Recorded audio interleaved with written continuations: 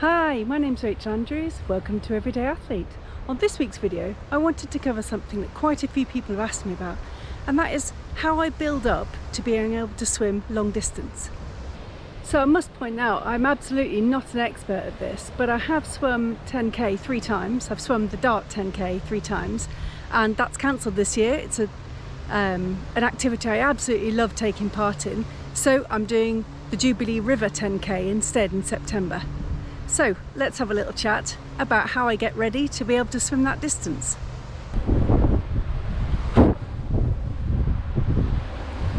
Whenever I'm thinking about building up a distance, I need to set myself a goal. So if I'm going to be training for a 10k, I need a 3-month lead-in period to that for my training. If I'm really fit, I can do it for a shorter period, but where I'm coming at it from not having done a lot of pool work or a lot of distance swimming, and I've just been experienced swimming, then I need to give myself the time to get to that.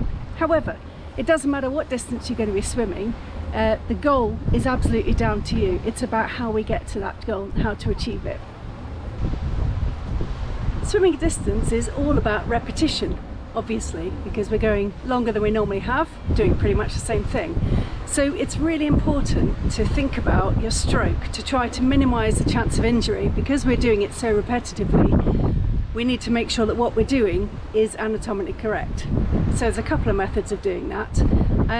I'm self-taught for freestyle, so I did that looking at Speedo International's playlist for freestyle, and I'll link that in the description below. So that's how I started off, and that's how I achieved my first 10k, was just by working on what the videos said. There were lots of individual videos, and then each time I went out I could focus on one part of the stroke to try to improve that, to move it forwards. Perhaps maybe a quicker method might be to join something like a triathlon club and go to their pool sessions and get the coaching from someone who's qualified to do it. The thing I've jumped to next for my fourth 10k is I've taken some individual private lessons with a guy called James Hewitt.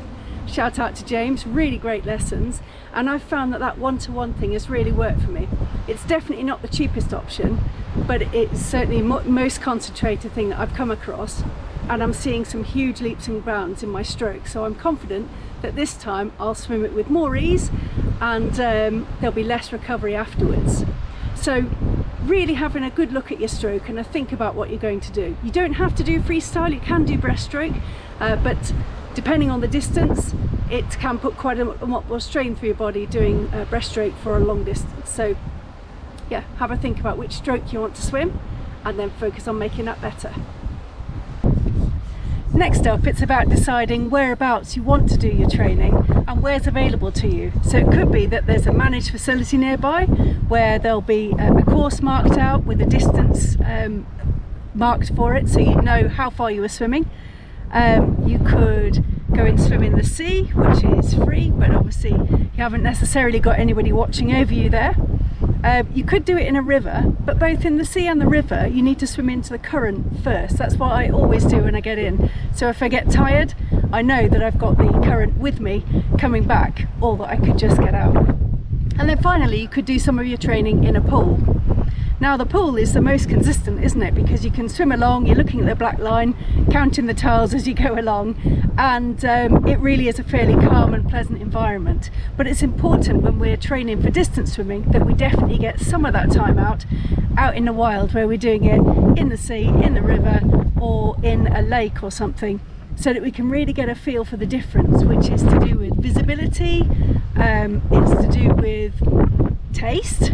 That's one thing that can be quite a surprise, how salty the sea actually is when you're swimming for a long time. Other things that are different are that there's no line to follow, so sighting becomes important, and that's something we want to practice before we end up at an event. Another thing that's really important to remember if we're swimming in either the sea or the river for our training is that we want to aim to swim a particular time, not the distance. Whereas we can swim the distance in a pool or in a managed lake where we know how far we're swimming and there's no other elements to contend with, swimming where there is current means that you'll be in the water for much longer than you're expecting. So you can accidentally overdo it and really tire yourself out, as well as demoralise yourself. Ooh, it's getting pretty windy here. Working out when to train is quite an important thing as well. I find that if I go in the mornings, especially at the weekend, I've got a bit more time to myself. That works out better for me at home, and I can really get on and enjoy my swim. I need to do it without too much distraction, without thinking, oh, I've got to be back for something, or worrying about the time, because that then makes me want to look at my watch a lot, which then makes the swim pass quite slowly. Another factor is whether or not there's going to be much traffic about where you're trying to swim, whether there's going to be many windsurfers, people paddleboarding, or whether you'll have the place to yourself and you can just get going and really focus in on your stroke, your sighting, and enjoying the experience. When it comes to actually building the distance, it's important to do that gradually, and you'll be surprised, a little bit like the Couch to 5K running app, that in those 9 weeks you go from pretty much only able to walk to being able to run for 30 minutes non-stop. The same is true if you follow the Outdoor Swimming Society's SOFA to 5K swim, or their 10K swimming plan, both of which I'll link in the description below. Those are the schedules that I follow. I have the little timetable, which I'll put a picture of up here, stuck on my fridge at home, and then I fill it in week by week as I gradually build up the distance. I find it's most important to achieve the distances thereafter, and I don't always manage to do the bits where you're supposed to do drills and things, but I try to swim 3 times a week to get enough fitness moving forwards. I certainly followed it absolutely to the T the first time I did the Dart 10K, and that was by far and away my quickest one and the one I felt fittest for. So I'm trying to do the same for the Jubilee 10K this year, and I'll let you know how I get on. Now let's have a little chat about what you need to wear for swimming a distance. Well, to be frank, it's absolutely up to you. It depends what you're comfortable in, whether you decide that you're going to swim skins in just a swimsuit, or whether you're going to wear a wetsuit. But make sure if you're doing an event that you check what the requirements are, because many of them are expecting you to wear a swim wetsuit. Don't leave it to the last second to get hold of a swim wetsuit, because it's something that really takes a little bit of trying out to get used to work out how to reduce any rubs that are happening, and I've made a little video about how to reduce chafe, which I'll link on the screen up here. But yeah, just decide what feels comfortable. For me at the moment, the most comfortable for staying in a long time is going to be a wetsuit, because I have lost my tolerance to the cold water at the moment. Maybe next year I'll manage to get back to skins, but this year, certainly the long distance stuff I'm doing in a wetsuit. Something I'm quite often asked about is what I do to manage on longer swims and whether or not I get bored. Actually, I'm never bored on a swim. I'm always thinking about my stroke. I think about how the water feels. I also sometimes find it quite meditative, just the continual movement that's very similar, and it gives me a chance to rest my mind. And at other times I'm processing what's happened on the week. I'm in the water for maybe 2.5 to 3 hours at a time, and so it gives you plenty of thinking time and me time, and I find it super relaxing. I might be doing something quite physical for that length of time, but I actually find it really relaxing. So no, I'm never bored on a long swim. Going in for a longer swim will inevitably mean that you're swimming further away from your get-in point than you would have been previously. So you have to really make an effort to stay safe. Make sure that you take a tow float. I'd never do a long swim without a tow float. In it I've got a mobile phone in a little extra waterproof pouch. I've got my changing robe, and I've got a drink and maybe a couple of snacks, but I've got my stuff there, almost an emergency get out if I want to. It makes me visible, and so if anybody was to pop down to try to spot me, who knew where I was going to be, they would be able to see me, and any traffic on the water can also see me. The other thing I always do is I make sure that somebody knows where I am. I will have an emergency contact, and that's a friend that I've told what I'm doing, where I'm going and how long I'm going to be in for. I'll also tell them where I've parked my car in case they need to come down and find out if I'm still in the water or if I've just forgotten to call.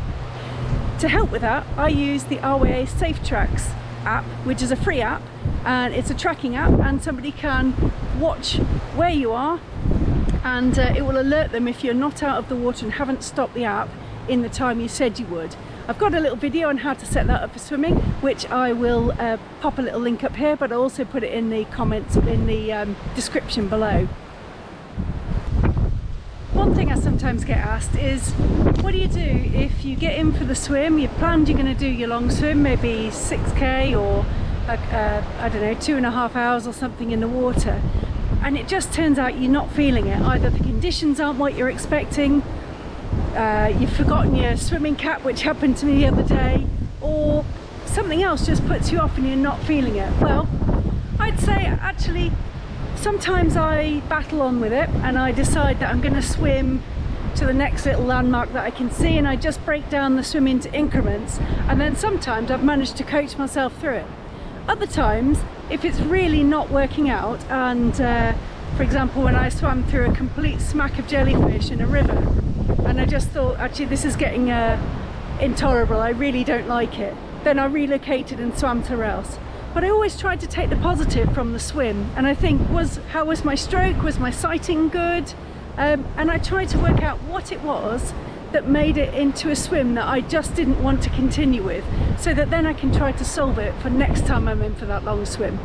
But I don't hold myself over the coals over it.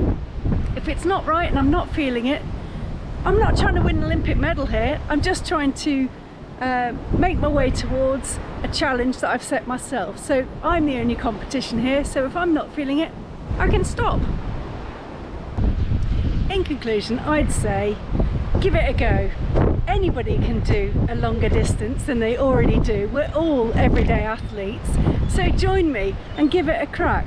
Drop me a message in the comments below, let me know what you're thinking of training towards, and big shout out to anyone that's also going to do the Jubilee 10k in September. Definitely seek me out and say hi.